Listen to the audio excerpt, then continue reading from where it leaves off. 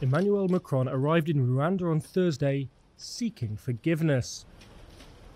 The French president is hoping to reset relations after years of Rwandan accusations that France was complicit in the country's 1994 genocide.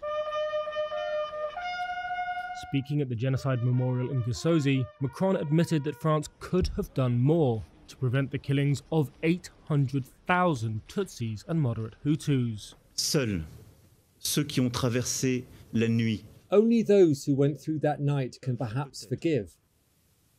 Pardonner. Nous faire. And so could give us the gift of forgiving ourselves. De nous pardonner.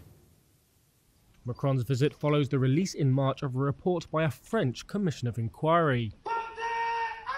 It said a colonial attitude had blinded French officials, and that the government bore a serious and overwhelming responsibility for not foreseeing the slaughter. But the report also absolved France of direct complicity, a point made by Macron.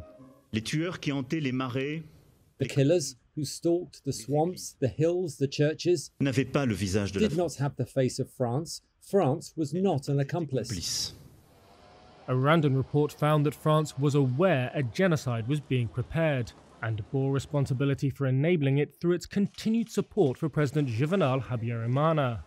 It was the shooting down of Habyarimana's plane, killing the president, that unleashed the 100-day frenzy of violence. Macron's visit is the first by a French leader in more than a decade, but the streets of the capital Kigali were devoid of the flags and fanfare that usually accompany a high-level visit. Rwanda's President Paul Kagame has previously accused France of participating in the genocide, but said last week that the French report meant a lot. Rwandans may not be able to forget France's role, he said, but they could forgive.